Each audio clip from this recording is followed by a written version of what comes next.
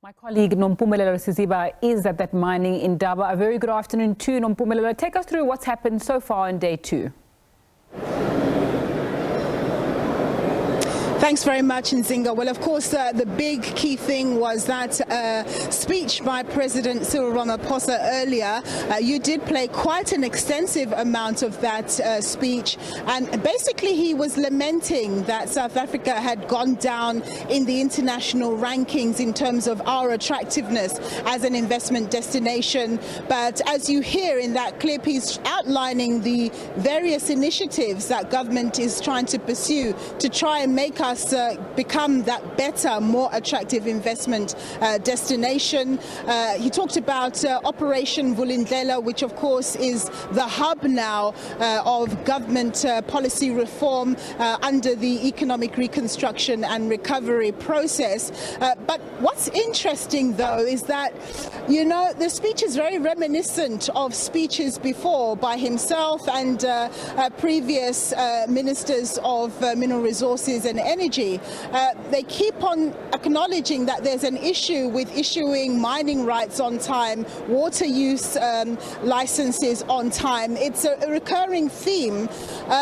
Indeed, there have been some changes, but I think we need to see in the next 12 to 18 months whether this is actually effected in practice in terms of making these things more accessible. Because obviously when mining companies, mining firms want to mine, they do want to ensure that they get these licenses so that they're legally able to do mining and so on. The other area that he touched on was exploration. South Africa has been very slow in making the regulatory environment clear around exploration, and there's plenty of scope for that. So they're saying they're working to expedite that as well.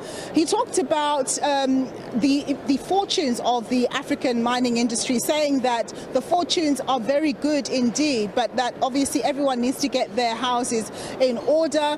He thanked the mining sector for having been very proactive during the COVID-19 crisis, saying that they were very instrumental in ensuring that mine workers got their jabs, talking about how 65% of them were fully vaccinated. He obviously bragged about the whole energy situation, the embedded generation situation, talking about how government has allowed for private companies to be able to generate up to 100 megawatts of power. But what's interesting is that all of these things are announced, but you don't get timelines as to when these things are going to be effective. He talked about a pipeline of about 4,000 megawatts of power being ready to be generated by the mining sector, which is equivalent to something like 65 billion rand. But obviously, for some reason or another, you know, these projects have yet to begin. So basically lots of good things being said, but no real timelines applied.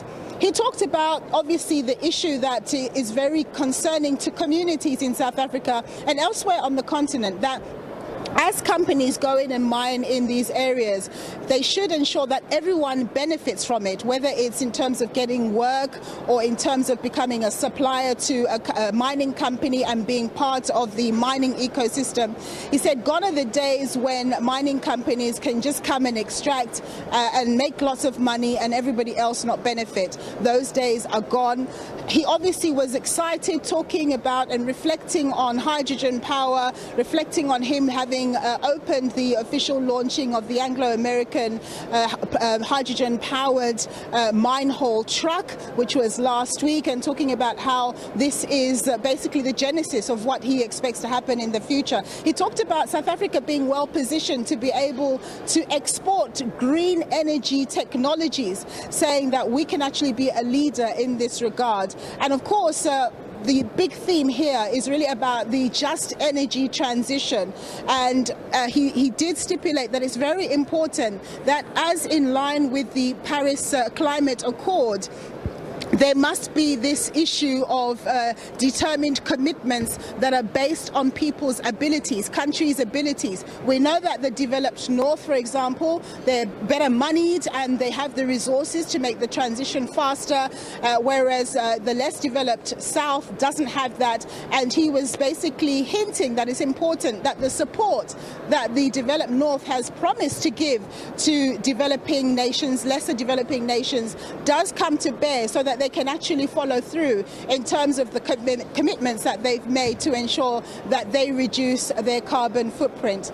Otherwise, he basically echoed that as the Minister of Mineral Resources and Energy, Gwede Mantashe, said yesterday when he opened the Mining Indaba, he echoed the fact that South Africa is open for business, but of course recognizing that we have challenges, saying that indeed the government, particularly the Mineral Resources and Energy Department, is working in partnership with the Minerals Council of South Africa in order to better spearhead some of the challenges, working together to expedite things so that South Africa is a better destination for mining investment. And of course he did say a whole lot more, but I think that's where I'll stop there if there's anything you want to ask, Nzinga.